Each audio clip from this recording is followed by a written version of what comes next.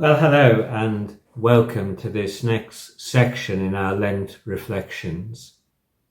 In the next 6 days, we'll be looking at another of the words that Andy received while on his sabbatical, namely the word encounter. It's my privilege to lead your thoughts both today and tomorrow. I've called these two reflections Lessons from Mount Horeb. They recount the experiences had by both Moses and Elijah on this mountain, called in both our passages the mountain of God.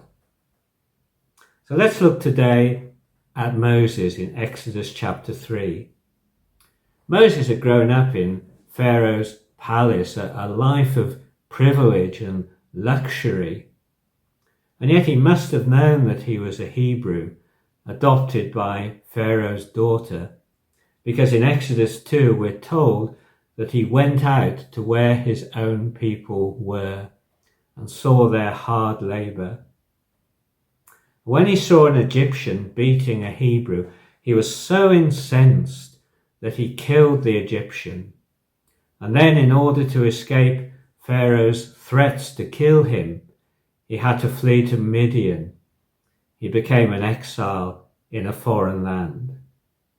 And for 40 long years, he was a shepherd, tending the flocks of his father-in-law, Jethro. One day he had taken the flock to Horeb. Now Horeb means desolate, so not a very welcoming place. Moses was in the wilderness, both literally and metaphorically.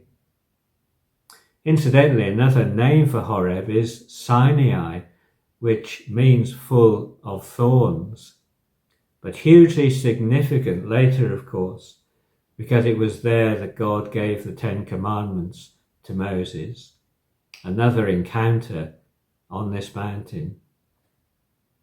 And then Moses saw a bush on fire, not an unusual sight in the heat of the desert. But very unusually, it didn't seem to be burning up. So Moses went over, curious, and it was there that he had an encounter with God. Verse 2 refers to the angel of God, so almost certainly a pre-incarnate appearance of God the Son. We haven't time to relate the whole story, but God, having seen the suffering of his people and heard their cries, had decided that they should be rescued, and that Moses was the one to head that up.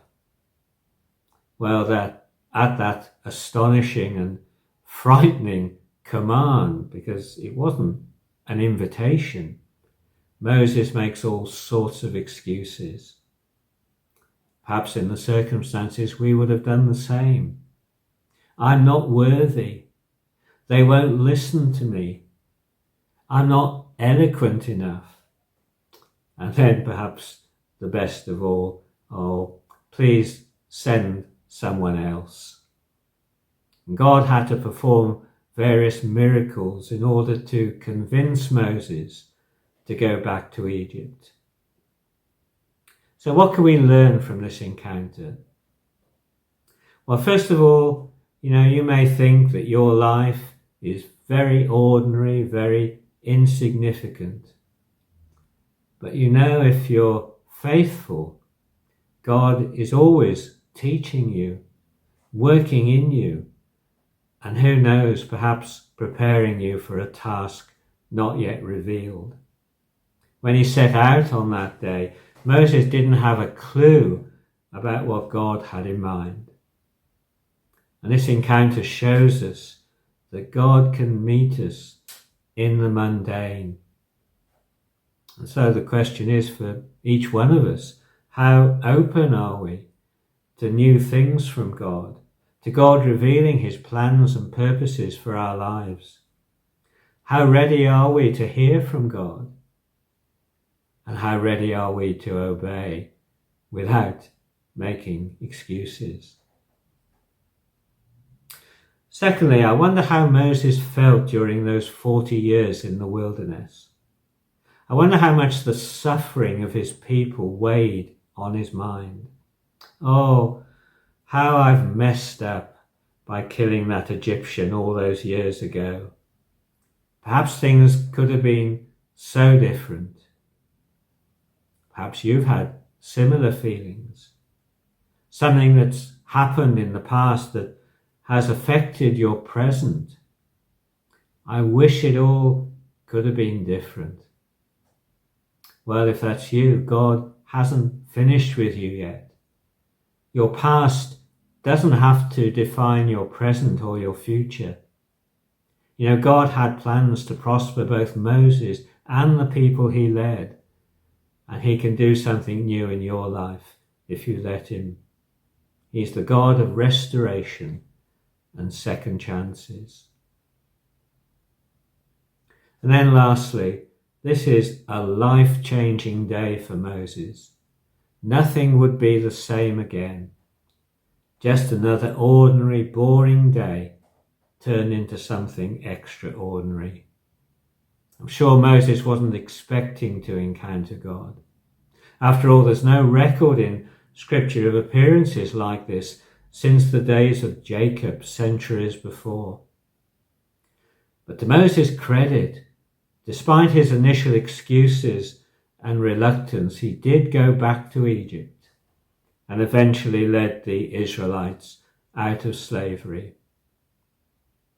I wonder if there's been such a day in your life when everything changed. Perhaps it was when you first came to faith and asked Jesus to come into your life. You didn't really know or understand at the time what that was going to mean. But looking back, you realize now that it was a life changer. Things were never the same again. Perhaps for others listening, you're still waiting for such a day.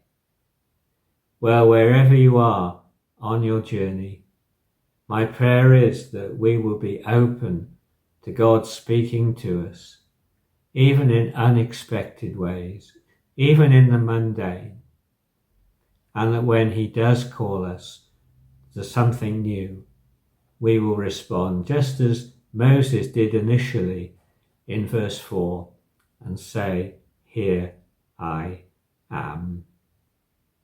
Thank you for listening. See you tomorrow.